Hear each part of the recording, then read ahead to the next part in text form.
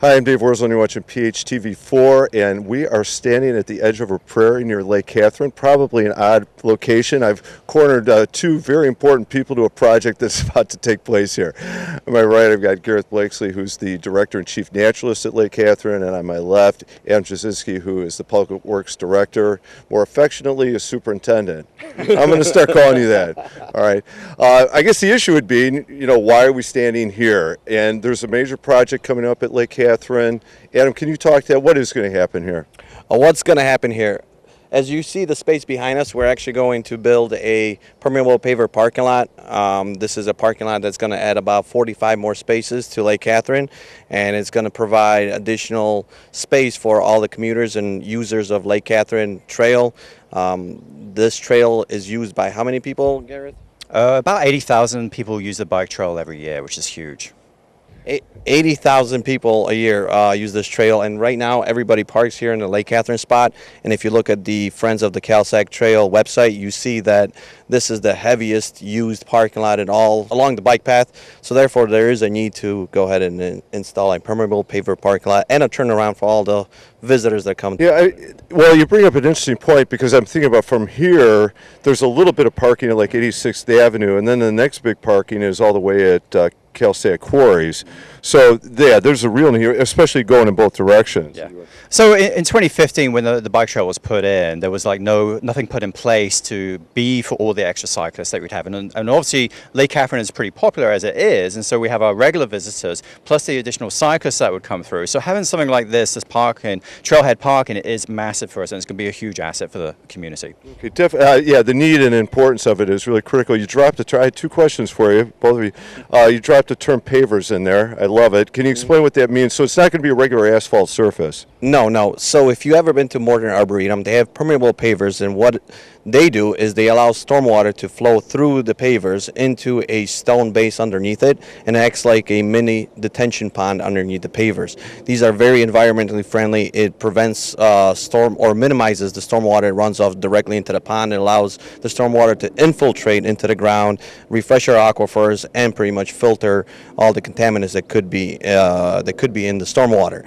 So this program, not only is it paid for by federal dollars, it is also paid for by MWRD grants that we applied for, and MWRD is taking a pretty significant role in this as well by making sure that it is designed in order to help the environment, minimize flooding that people experience, especially in the summertime with the flash floods, and all of it will help the overall setup of Palos Heights by providing additional detention, bioswale, and detention in the gravel base of the permeable pavers. It sounds like a great project, because it isn't just more surface, it isn't just more parking, it's something that's environmentally good and good for, as you mentioned, like the aquifers and the environment in general. Yeah. Well, the nice thing about it is the area that it's actually going, which is the area behind us. This area was full of buckthorn, which is an invasive species. So the land really wasn't that great to begin with. So the fact that it's a great use for a parking lot to go into this area, because quite honestly, anywhere else it might have some impacts, but here it really doesn't. And then the usage of the bioswales as well, that actually increases our biodiversity by having the different species of plants that helps kind of slow down the stormwater as well. So you obviously got the infrastructure, which is the pavers, but then you also have the organic aspect of things that can really help and also increase what we have here as well. Okay. And you mentioned like this area in the buckthorn, the invasive species. Mm-hmm. So I'm guessing the buzzin' bloomin' garden, am I saying the name right? That's intact. Nothing's happening there. There might be some edge effects from the actual thing going on, but what we expect is the predominant part of the prairie will not be impacted. So it basically is going to help create a nicer user space. And actually, when people park here, they actually have a lovely prairie to look at as well. Okay. I've related, and maybe you kind of address this. Did you recognize it as soon as the bike path went through? Because in hindsight, it seems like, yeah, maybe that should have, but you wouldn't know until you get the number, like how many people are actually going to use it, right? How quickly do you no, we got to do something here? Immediately. And honestly, the talk about having a parking area here has actually always been something that's been kind of at the top of people's topics.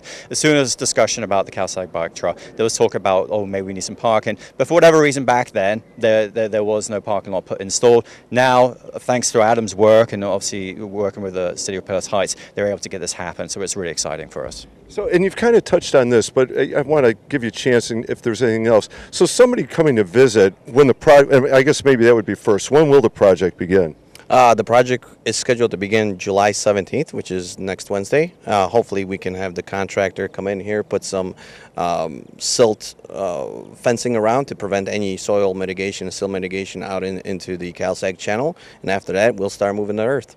So I'm going to give you a lot of ballpark room on this. What's the time frame like from July 17th to, we hope, completed? We're looking to have this project completed by December of 2024. There is a potential that some of the striping, some of the painting that also is required to be done may not be completed until spring because of the cold weather. But if the weather cooperates, we're looking to have this project fully completed by December of 2025. Okay, good. So you're talking about 5 months or so. Right. So Gareth, a couple of questions related to that then, two ways. One is, how will it impact somebody coming to visit Lake Katherine today? And then also, you touched on this a little bit already, once the thing is completed, how will that impact a visit to Lake Katherine? So in the short term, when the construction is going on, we don't believe there's going to be that much. I mean, obviously, there's always impacts to whatever you do.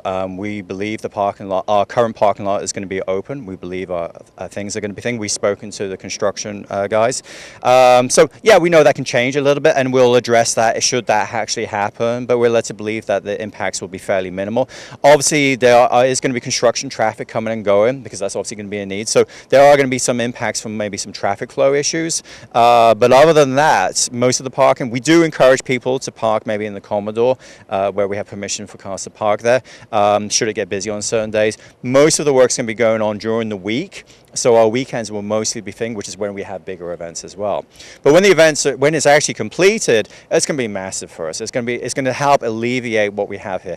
And we have obviously one of our things we have is a lot of students come, and they come via buses. And so we have 5,000 students that come to Lake Katherine every single year, and some of them come via buses and school groups and that kind of thing. Having a turnaround at the end of the parking lot is so huge for us because it means it's going to help alleviate congestion. It's going to be a smooth flow of traffic rather than sometimes you get these kind of like crimping points, and we won't have that as much any longer. So that plus the additional parking is going to be really huge for us. Yeah, in person, I'm thinking of the awkward turnaround. Like they get to the end here, now what do? Back in and then do the tri-turn, or do they go around the lot? And I know you don't want traffic heading to behind the building, right? It's amazing where they might go.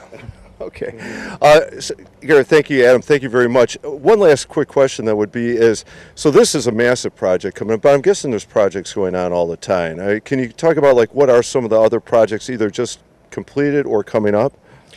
Here in the city of Palos Heights, or especially here in Lake Katherine, Gareth and I are working on significant improvements here to the facilities and to the grounds. As you walk forward, you will see within the past few years we installed a new deck, new overlook, new boathouse that Gareth was able to get grants for and donations. So everything is starting to get improved and looking a lot better. And now as far as the city as a whole, we completed several drainage projects. We increased some culvert sizing to minimize flooding. This is another one of those projects that we're trying to improve drainage and storage so we do not have flash flood issues with the residents.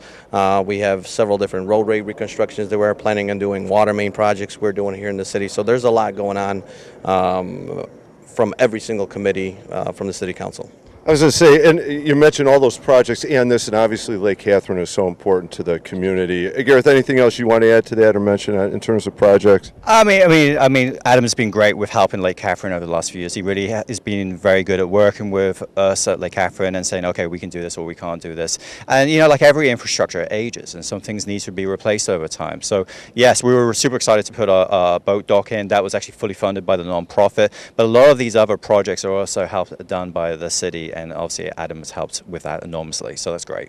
It is a great point. You're not just talking about the aging of it, but the numbers you threw out, 80,000 bikers going through and all the field trip kids or you know, let alone all the families and regular visitors. There's a lot of traffic, and obviously it's a very you know, beautiful part of Palos Heights here. So Adam, thank you. Gareth, thank you. Good luck with this project. I'm looking forward to the completion. It sounds really exciting.